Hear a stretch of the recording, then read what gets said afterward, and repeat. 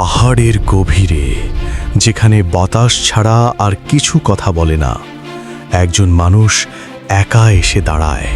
কোনো তাড়া নেই, কোনো শব্দ নেই, শুধু ধীর পা আর নীরব সিদ্ধান্ত।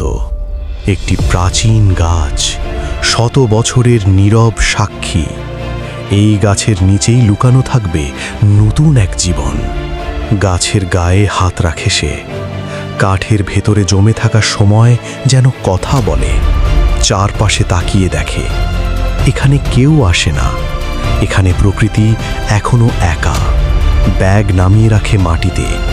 আজ এখানেই থামবে তার যাত্রা। একটি কুড়ুল বের হয় ব্যাগ থেকে। শুরু হতে যাচ্ছে নীরব পরিশ্রম। কাঠ কাটার ধীর শব্দ, প্রতিটি আঘাতে তৈরি হয় ভবিষ্যৎ। কাঠগুলো গুছিয়ে রাখা হয় যত্নে। সব কিছুরই একটা জায়গা আছে। মাটিতে দাগ টানা হয়। এই জায়গাটাই হবে নিরাপদ আশ্রয়। মাটি খোঁড়া শুরু। শিকড়, পাথর, কঠিন বাস্তবতা, সব কিছুর ভেতর দিয়েই যেতে হবে। প্রতিটি কোপে মাটি একটু একটু করে সরে যায়। ভূগর্ভে জন্ম নিচ্ছে এক গোপন ঘর।